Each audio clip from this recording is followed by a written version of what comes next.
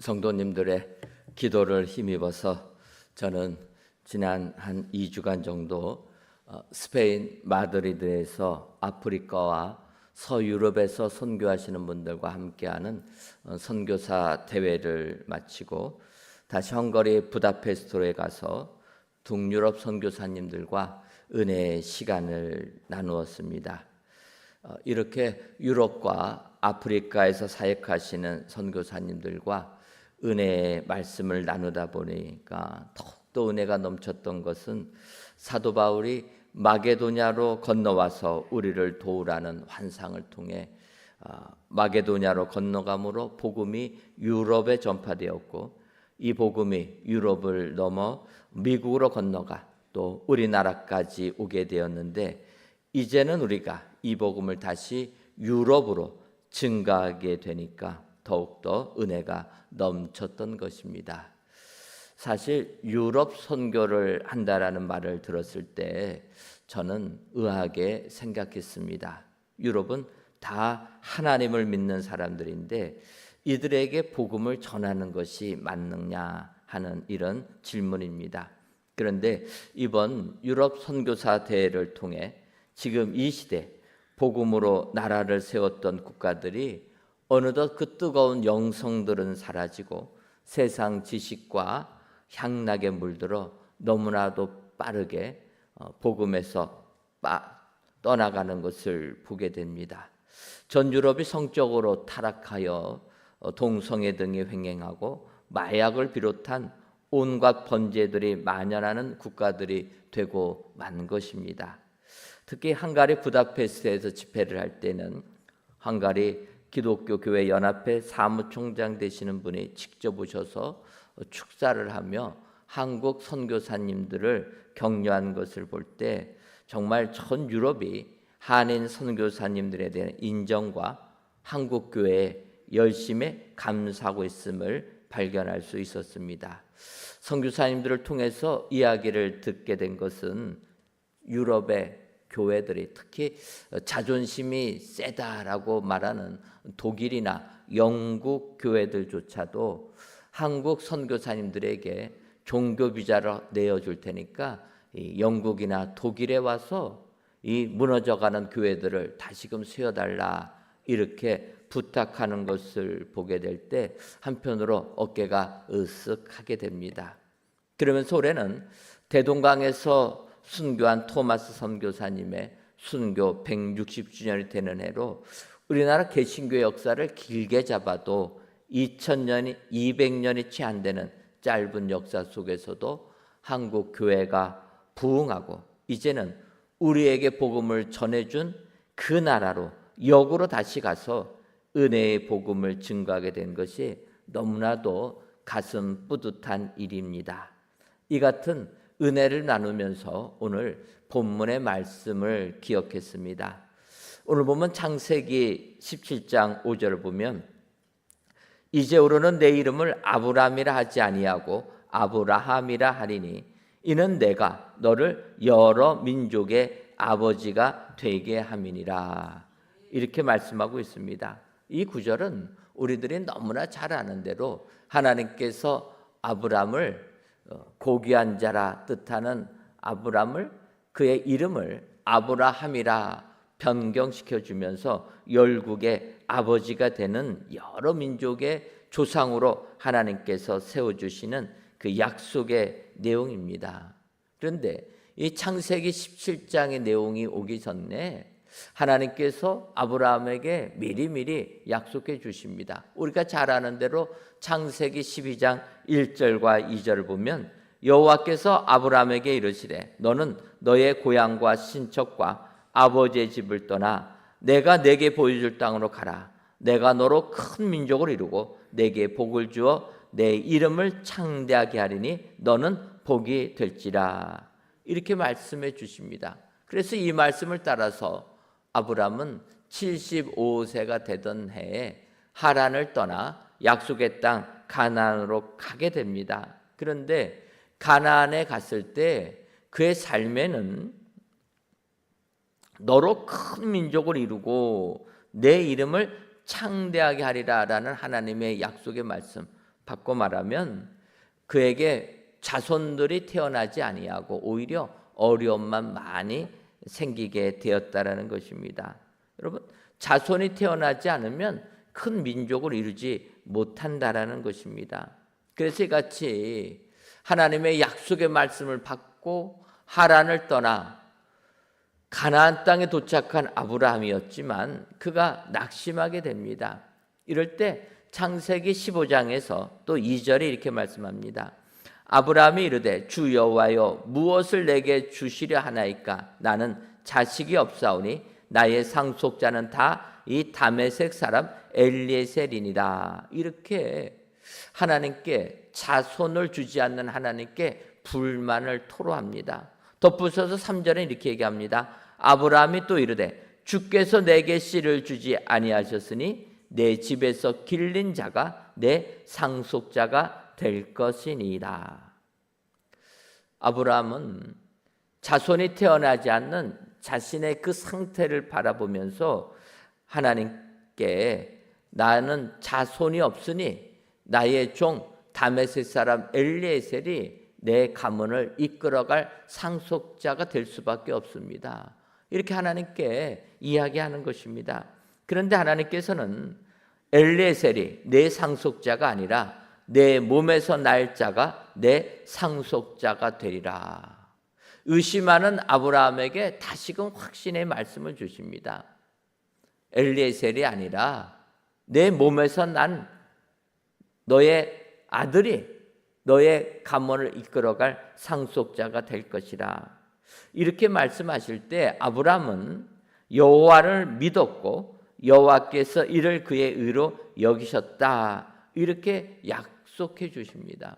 그러니까 12장에서 아브라함 하나님의 약속의 말씀을 받고 떠났지만 창세기 15장이 될 때까지 후손이 태어나지 않습니다. 이때 하나님께서 다시금 태어날 것이라 약속해 주시니까 아브라함은 그 하나님의 약속의 말씀을 믿었다라는 것입니다. 여러분, 아브라함이 이렇게 믿었다면 그 믿은 대로 가야 되는 것 아닙니까? 그런데 어떻게 됩니까? 우리가 아는 대로 아브라함은 창세기 16장을 보게 되면 인간적인 방법, 아내 사라가 자기의 여종 하갈을 통하여서 자손을 얻으라, 그 유혹에 넘어가 하갈을 취함으로 이스마엘이라는 그의 아들을 낳게 되었다라는 것입니다. 아브라함 한편으로 하갈을 통해서 낳은 아들 이스마엘이 어찌 보면 하나님께서 약속해 주신 그 약속의 말씀을 이루는 것이라 이렇게 생각할 수도 있었겠지만 이제 오늘 본문 창세기 17장에 오게 되면 1절에 이렇게 말씀하십니다. 아브라함이 99세 때 여호와께서 아브라함에게 나타나서 그에게 이르되 나는 전능한 하나님이라 너는 내 앞에서 행하여 완전하라. 여러분, 이스마엘을 낳은 아브라함에게 다시 하나님께서 하시는 말씀입니다. 너는 내 앞에서 행하여 완전하라. 이것을 세번역에서는 이렇게 하반절을 이야기합니다. 나는 전능한 하나님이라 나에게 순종하며 흠없이 살아라. 이렇게 말씀하셨다라는 것입니다. 여러분, 아브라함이 흠없이 살지 못하는 것이 무엇입니까? 아브라함이 깨닫지 못했지만 하갈을 통하여서 이스마엘을 얻은 것, 이것을 하나님이 지적하는 부분이라는 것입니다. 여러분, 우리는 하나님의 말씀을 받아서 이 세상을 살아갑니다. 그런데 하나님의 말씀대로 살아갈 때 어떨 때는 하나님의 약속의 말씀이 늦어진다 생각하여서 내 뜻대로 내 생각대로 진행할 때가 많이 있다라는 것입니다. 그런 아브라함에게 하나님께서 창세기 17장에 나오면서 이제는 내 앞에서 완전하게 행하라 명하시면서 약속해 주시는 부분입니다. 그러면서 이제 오늘 본문에 등장합니다. 그의 이름을 바꾸어서 아브라함이라 약속해 주시고 더 나가서 아브라함에게 여러 민족의 아비가 될 것이라 축복해 주고 계시다라는 것입니다. 그러면서 이제 하나님이 6절부터 8절까지 이야기하십니다. 내가 하겠다. 6절에 내가 너로 심히 번성하게 하리니, 7절에 내가 내 언약을 나와 너 및 내 대대 후손 사이에 세워서, 또 8절에 내가 너와 내 후손에게, 이렇게 얘기합니다. 여러분, 하나님께서는 이 땅을 살아가는 우리들 하나님의 축복의 말씀대로 이루어 주시는데 하나님이 해주시겠다 약속해 주시는 줄 믿습니다. 믿음의 조상인 아브라함, 하나님의 말씀을 받았음에도 불구하고 그 말씀대로 살아가지 못하는 자에게 창세기 17장에 다시금 아브라함에게 약속해 주시는 것입니다. 정말 이 시간 이 약속의 말씀은 우리 교회와 우리 교회에 속한 모든 성도님들에게 동일하게 해주시는 약속인 줄 믿습니다. 하나님께서 우리를 여러 민족의 아버지가 되는 축복을 주시는 줄 믿습니다. 오늘도 하나님께서 약속해 주신 이 축복의 말씀을 기억하시고 이 말씀대로 사셔서 이 세상 승리하시는 저와 여러분들이 되시기를 주님의 이름으로 축원합니다. 그렇다면 내가 너로 민족의 아버지가 되게 함이니라 약속하시며 베풀어 주시는 은혜는 어떠한 은혜입니까? 먼저는 번성하게 함의 은혜를 내려주셨습니다. 창세기 17장 6절을 보면 내가 너로 심히 번성하게 하리니 내가 내게서 민족들이 나게 하여 왕들이 내게로부터 나오리라, 이렇게 말씀하십니다.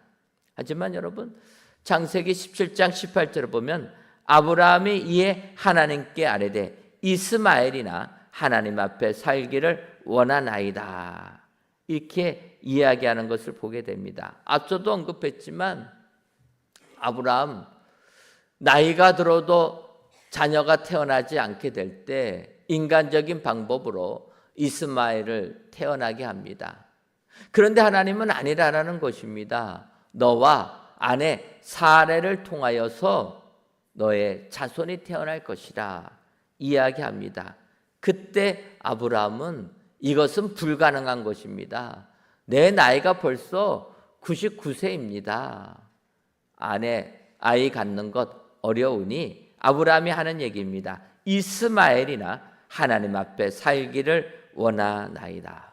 여러분, 우리가 흔히 아브라함은 믿음의 조상이라 이렇게 칭하고 있습니다. 얼마나 믿음이 좋으면 우리는 믿음의 조상이라 이렇게 별명 짓고 아브라함을 인정하고 있습니까? 그런데 이 부분을 보게 되면 믿음의 조상이라 일컬음 받는 아브라함도 그 믿음이 흔들리는 것을 알 수가 있다라는 것입니다.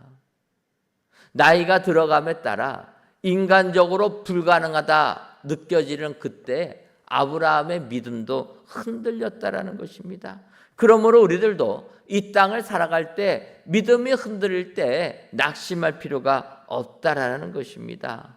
아브라함조차도 흔들리는데 우리 같은 사람이 믿음이 흔들리는 것 당연한 것 아닙니까? 하지만 결론은 하나님께서 내가 너로 심히 번성하겠다 약속하시자 아브라함은 사라를 통해 약속의 아들 이삭을 낳고 심히 번성케 되었다는 것에 있다라는 것입니다. 여러분, 우리들의 생각은 너무나도 좁고 편협적이며 세상적일 때가 많습니다. 그러다 보니까 눈에 보이는 것, 계산적으로 맞는 것, 이것만을 구한다라는 것입니다. 여러분, 그런데 눈에 보이는 것, 계산에 딱딱 맞는 것, 이렇게 생각한다라면 그 부분에는 믿음이 들어갈 부분이 없다라는 것입니다. 여러분, 그렇지 않습니까? 합리적으로 계산적으로 다 맞아떨어지는데 믿을 일이 무엇이 있습니까? 여러분, 믿음이 우리 가운데 들으려면 어떨 때는 계산이 안 되는 것, 합리적으로 이해가 안 되는 것, 이 부분 속에 믿음이라는 것이 들어간다라는 것입니다. 여러분, 믿음의 조상 아브라함 갈대아 우르를 떠나 하란에 도착하게 됩니다.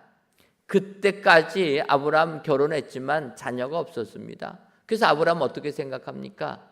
조카 롯이 내 가문을 이끌어갈 그런 조카다, 아들같이 여겨지는 조카다, 그렇게 여겼습니다.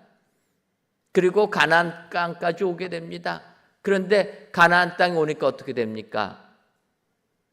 땅은 좁고 목자들은 많다 보니까 다투게 됩니다. 그래서 아브라함의 조카 롯에게 얘기합니다. 이제는 분리할 수밖에 없다. 조카 롯이 소돔 땅을 택하여서 떠나게 될 때 아브라함은 낙심합니다. 그 낙심 속에서는 조카 롯을 아들과 같이 생각했는데 그 아들이 떠나간 것 아닙니까? 자기에게는 후손이 없습니다. 자기의 모든 재산은 조카 롯에게 주려고 했는데 당장에 양들을 칠 때 공간이 부족하다고 다투면서 떠나간 것 아닙니까? 이때 아브라함은 실망하게 되는 것입니다. 그리고 나서는 다메섹 사람 엘리에셀을 상속자로 삼았는데 하나님이 아니라라는 것입니다. 그래서 자기 나름대로 이스마엘을 낳았지만 그것도 아니라 이야기하는 것입니다. 결국은 인간적인 계산이 다 무너졌을 때 그때 하나님께서 아브라함에게 말씀하시는 겁니다.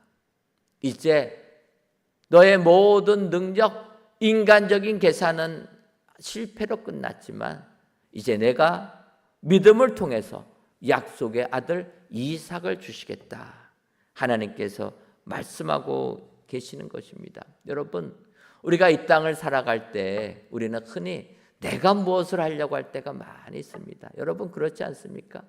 세상은 우리에게 강요합니다. 너가 계획을 세우고 너가 모든 것을 진행하고 내가 모든 것을 이루라.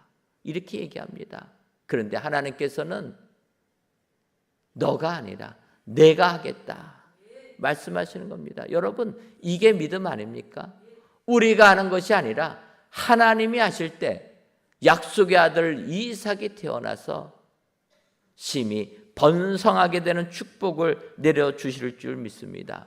오늘 귀한 예배를 드리신 사랑하는 성도 여러분, 오늘도 세상의 여러 가지 지식으로 인하여서 내가 무엇을 하려고 하시는 분들 안 계십니까? 오늘 믿음의 조상 아브라함을 통하여서 하나님께서 말씀해 주십니다. 내가 너로 심히 번성하게 하겠다. 여러분, 하나님이 우리들에게 번성함의 은혜를 주시는 줄 믿습니다. 오늘도 이 말씀을 믿고 하나님이 주시는 번성함의 축복을 받아 누리시는 은혜의 모든 성도님들이 되시기를 주님의 이름으로 축원합니다. 다음으로 열국의 아버지가 되게 하는 그 은혜를 주신 것은 하나님 되심의 은혜를 주셨다라는 것입니다. 창세기 17장 7절을 보면 내가 내 언약을 나와 내 및 내 대대 후손 사이에 세워서 영원한 언약을 삼고 너와 내 후손의 하나님이 되리라. 이렇게 말씀하고 있습니다. 이 말씀은 하나님께서 우리의 하나님이 되어주신다는 축복이라는 것입니다. 너와 내 후손의 하나님이 되리라. 여러분, 어제는 제81회 광복절이었습니다. 절망의 나날을 보내던 우리 민족에게 희망의 빛을 보여준 이 귀한 기념일입니다. 사실 지금까지도 우리나라 일제강점기 시대 부역한 사람들에 대하여서 비난이 그치지 않고 있지만 여러분 그 당시에 지금이 아니라 그 당시의 상황으로 돌아가서 보게 되면 여러분 벌써 우리나라가 망한 지 30년이 지나간 시기입니다. 한 세대가 지나갔습니다. 그러다 보니까 우리 민족은 독립의 희망이 점점 사라지고 처음 독립을 주장했던 사람들이 이제는 희망을 잃고 점차 일본의 식민 통치를 인정하게 되는 이런 시기라는 것입니다. 여러분, 일제에 부역했다라고 비난받는 사람들의 행적을 보십시오. 처음부터 나라 팔아먹은 사람들이 있지만 많은 사람들은 그렇지 않습니다. 언제 이들이 흔들립니까? 식민 통치가 오래되다 보니까 1930년, 40년 대 그들이 흔들리는 것 아닙니까? 여러분 그렇습니다. 고난이 수십 년 되면 사람들의 포기하는 마음이 드는 겁니다. 절망되는 것입니다. 이런 민족에게 하나님께서 광복의 은혜를 주셨다라는 것입니다. 여러분 왜 그렇습니까? 돌이켜 생각해 보면 이 땅이 무너져 나갈 때 1907년 평양 대부흥성회를 통하여서 성령의 역사가 임하고 복음이 우리나라 온 땅에 퍼지게 된 놀라운 역사가 있었다라는 것입니다.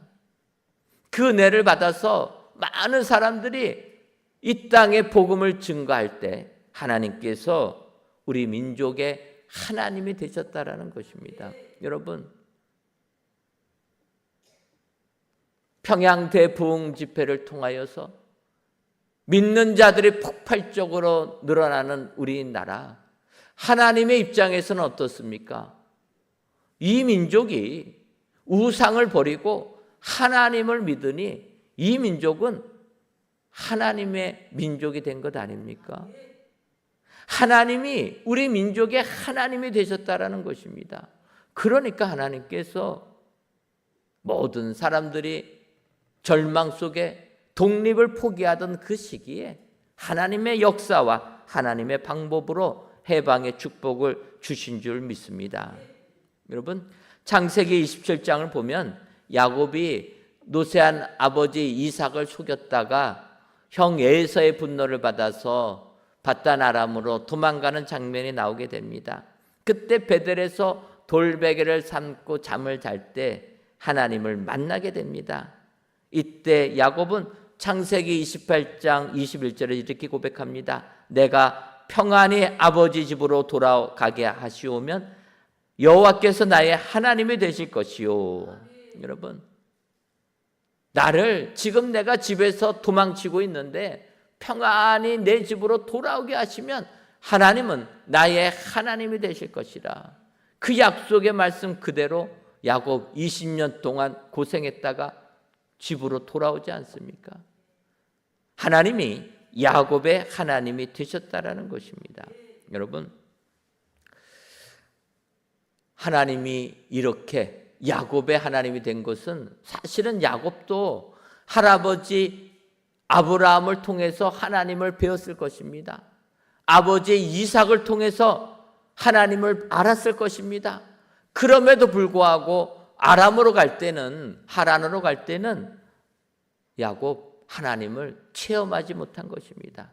그가 베델에서 하나님을 만났을 때 이스라엘의 민족의 아버지가 되었다라는 것입니다. 여러분 이 부분을 보게 되면 지금도 우리가 믿음 생활하는 모태신앙을 생각해 볼 수 있습니다. 여러분 그렇지 않습니까? 모태신앙자들 우리는 뭐라고 그럽니까? 하지 못한다고 모태라고 얘기하지 않습니까? 어머니 뱃속에서부터 예수님을 믿고 태어난 자인데 하나님을 만나는 체험이 없다 보니까 이들의 신앙이 확신이 없는 겁니다.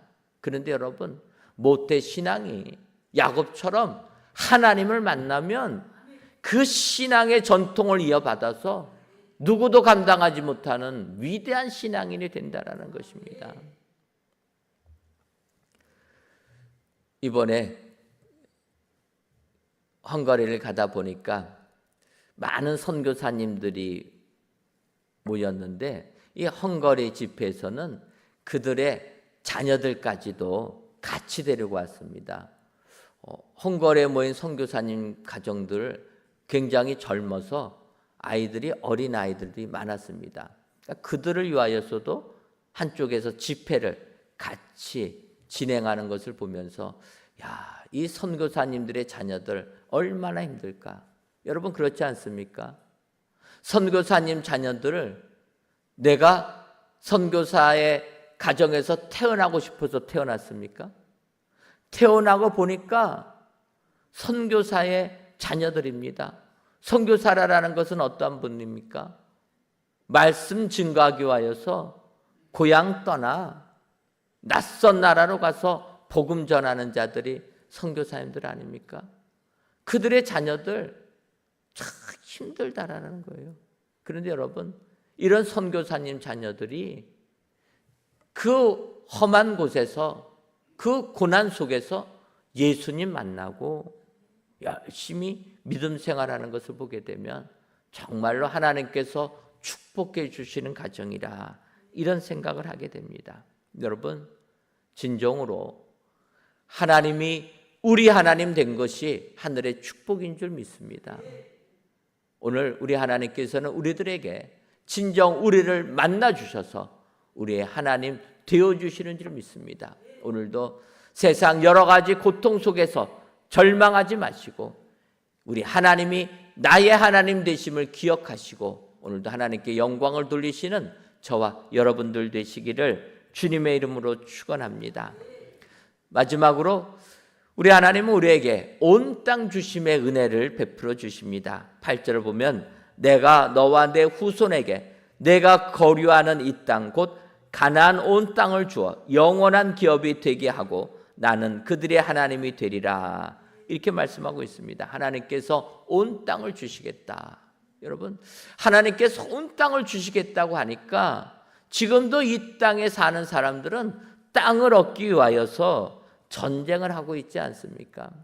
이번에 헝가리에 가니까 동유럽에서 선교하는 선교사님 가정들이 오셨는데 우크라이나에서 선교하는 가정 8가정이나 참여했습니다. 여러분, 우크라이나는 지금 러시아와 전쟁이 시작된 지 5년째가 되고 있습니다. 우크라이나에 선교하시는 선교사님들 보니까 정말 트라우마 속에서 힘겨워하는 것입니다. 처음 전쟁이 발발할 때는 우리나라에서 모든 한인들을 다 해외로 내보냈습니다. 그러다가 전쟁이 길어지니까 우리 선교사님들 다시 우크라이나로 들어간 것입니다. 하나님께서 우크라이나로 보내주셨는데 거기 전쟁이 일어났습니다. 그분들이 얘기하는 거예요. 눈앞에서 드론이 날아오면서 폭격하는 것을 목도하고 있다는 것입니다. 얼마나 트라우마가 생기겠습니까? 그런데도 그분들이 그곳을 떠나지 못하고 다시 우크라이나로 들어가서 그들과 함께 생사고락을 같이 하며 복음을 전하고 있다는 것입니다. 저는 이 부분에서 이 땅에 사는 사람들은 땅을 얻으려고 전쟁을 일으키고 사람 죽이는 것 두려워하지 않습니다. 오늘 성경은 온 땅을 주시겠다고 말씀하십니다. 그렇다면 이 땅은 무슨 땅입니까? 우리가 밟고 사는 세상적인 땅을 넘어서 하나님이 약속해 주시는 그 땅은 영적인 땅인 줄 믿습니다. 여러분, 우리는 이 땅을 살면서 하나님의 축복을 세상적인 것에 너무나 제한적으로 생각한다라는 것입니다. 땅 주신다니까 이 땅 주시는 것에만 우리는 생각합니다. 여러분, 우리가 믿음의 조상 아브라함을 생각합니다. 갈라디아서를 보게 되면 갈라디아서 3장 8절에 이렇게 얘기합니다. 또 하나님이 이방을 믿음으로 말미암아 의로 정하실 것을 성경이 미리 알고 먼저 아브라함에게 복음을 전하되 모든 이방인이 너로 말미암아 복을 받으리라 하였느니라. 사도 바울은 이렇게 고백하는 것입니다. 아브라함에게 복음을 전하여서 모든 이방인이 너로 말미암아 복을 얻으리라 하였다. 뿐만 아니라 갈라디아서 3장 29절을 보면 너희가 그리스도의 것이면 곧 아브라함의 자손이요 약속대로 유업을 이을 자니라. 여러분, 하나님께서 아브라함에게 복을 주셔서 열국의 여러 민족의 아버지가 되게 하신 것은 그에게 온 땅을 주시는 은혜인데 그 온 땅은 바로 영적인 땅을 의미하는 것입니다. 이 세상의 땅을 넘어 영적인 땅으로 아브라함이 믿은 그 믿음을 우리들에게 주시는 줄 믿습니다. 여러분, 이 땅에 온 땅에 피어진 복음의 꽃이 이제는 복음을 전해준 나라를 향하여 역으로 나아가고 있습니다. 예루살렘에서 시작한 복음이 사도 베드로와 사도 바울을 통해 서쪽으로 전해졌고 사도 도마를 통해 동쪽으로 전해져 지구 반대편인 우리나라까지 오게 되었고, 우리나라에 합쳐진 이 복음이 다시금 중국으로, 캄보디아로, 미얀마로, 인도로 서쪽으로 가게 되었고, 이 복음이 다시 동쪽으로 일본을 지나 미국을 지나 유럽으로 나아가고 있다는 것입니다. 여러분, 이것이 축복인 줄 믿습니다. 이 축복을 우리 대한민국에게 주신 줄 믿습니다.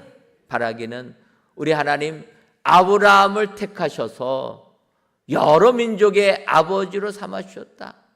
그 하나님은 우리에게 온 땅을 주시는 하나님이시라.